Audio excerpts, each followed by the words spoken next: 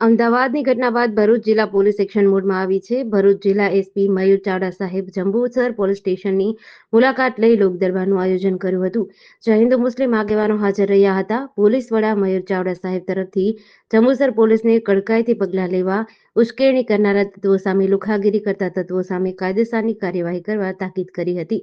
ગુજરાત રાજ્યના જે અસામાજિક તત્વો વિરુદ્ધના અભિયાન અંતર્ગત ભરૂચ જિલ્લા એસપી સાહેબની સૂચનાથી જંબુસર ડિવિઝન તથા ભરૂચ જિલ્લાના અન્ય ડિવિઝન તથા ભરૂચ જિલ્લામાં અસામાજિક તત્વો વિરુદ્ધે જે ઝુંબેશ હાથ ધરવામાં આવેલ છે.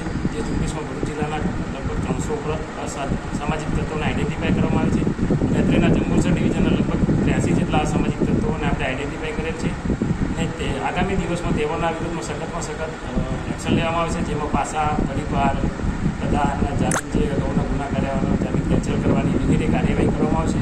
આ ઉપરાંત જે અસામાજિક તત્વો છે કે જેઓ બુટલેગરો હોય એવા લોકો જે ગેરકાયદેસર ડિસ્કનેક્શન હોય તથા આ પ્રવૃત્તિમાં આ જે પ્રકારની જે પ્રવૃત્તિ કરેલી છે એમાંથી એમને કોઈ મિલકત વસાવેલી હોય તેના એ બાબતે પણ કાર્યવાહી કરવામાં આવનાર છે.